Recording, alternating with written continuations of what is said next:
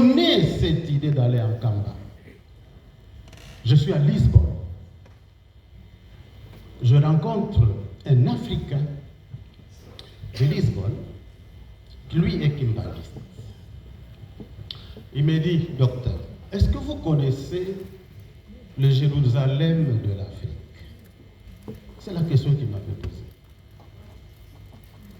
Je vous fais un témoignage authentique. Je lui dis, si vous faites allusion en Kamba, je n'y ai jamais été, mais je vais y aller cette fois-ci. Il me dit, allez-y. Fort de ce message, j'ai compris que le Saint-Esprit me poussait à arriver en Kamba. Eh bien, je suis arrivé en Kamba. Feu son éminence spirituelle, chef spirituel d'Yangienga, c'est la personne qui m'a reçu.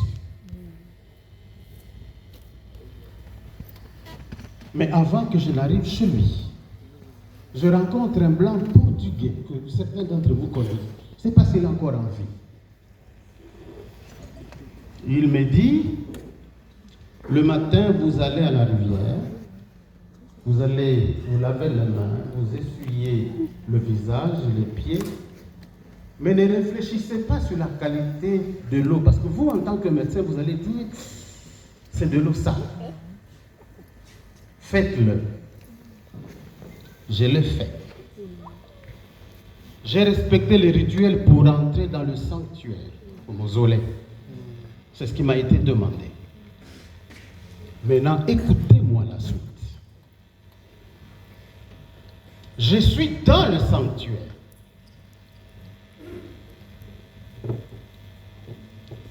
Feu, son éminence Diamien. Les deux autres frères se retournent devant moi. Voici la question de son éminence spirituelle, Feu Diamien. Moana, qui oui, c'est quoi?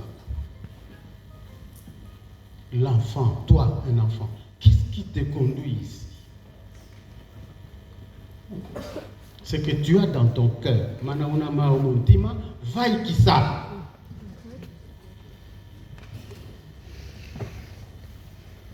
J'ai pleuré. J'ai simplement dit ceci. Si véritablement là où je me trouve dans le sanctuaire, où je vois un cercueil contenant les ossements du prophète Simon Kimba, si c'est cela la vérité, je viens pleurer ici. Demander que le Saint-Esprit ait pitié de ceux qui meurent en Angola. Que les âmes se taisent. Voici ce qu'il me dit. Prenez vos deux mains, posez sur le cercueil. Parlez, priez. J'ai posé mes deux mains sur le cercueil. J'ai dit, Père Céleste, je ne viens pas poser mes mains sur le cercueil pour l'idolâtrie. Mais puisque les ossements des saints sont reconnus comme ayant un pouvoir de sanctification, je viens pleurer ici, demander que la guerre cesse en Angola.